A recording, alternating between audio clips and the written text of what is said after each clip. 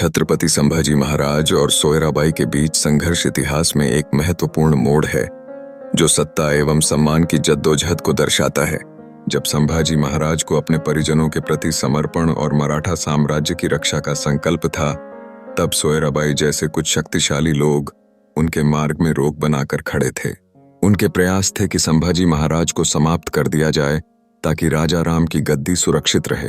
संभाजी महाराज, जो अपने पिता शिवाजी महाराज की परंपराओं को आगे बढ़ाने के लिए दृढ़ थे, पन्हाला में नजरबंद थे। वहां रहते हुए उन्होंने सुनी कि राजा राम को सिंहासन पर बिठा दिया गया है, जिससे उनके लिए खतरनाक परिस्थितियां पैदा हो गईं।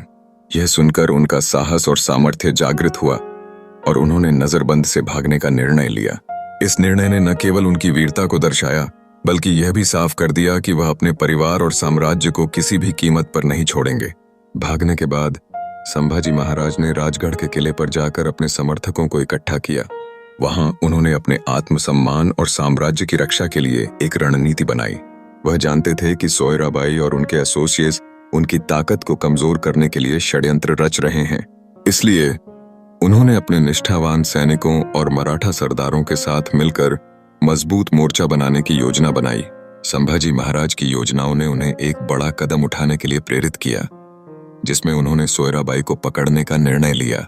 यह निर्णय केवल एक राजनीतिक कार्रवाई नहीं था, बल्कि यह उनके खिलाफ प्रतिशोध का प्रतीक भी था।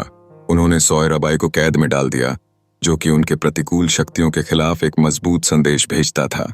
इस प्रकार संभाजी महाराज ने यह स्पष्ट कर दिया कि सत्ता की लड़ाई केवल शासन के लिए नहीं होती, बल्कि यह उनके सम्मान और स्वतंत्रता की भी होती है। इस घटना ने मराठा साम्राज्य में शक्ति संतुलन को बदलने का कार्य किया। संभाजी महाराज ने न केवल अपने लिए बल्कि अपने साम्राज्य के लिए भी मजबूत आंदोलन किया, जिससे यह सिद्ध होता है कि राजनीतिक संघर्ष में वीरता का बहुत बड़ा महत्व होता है।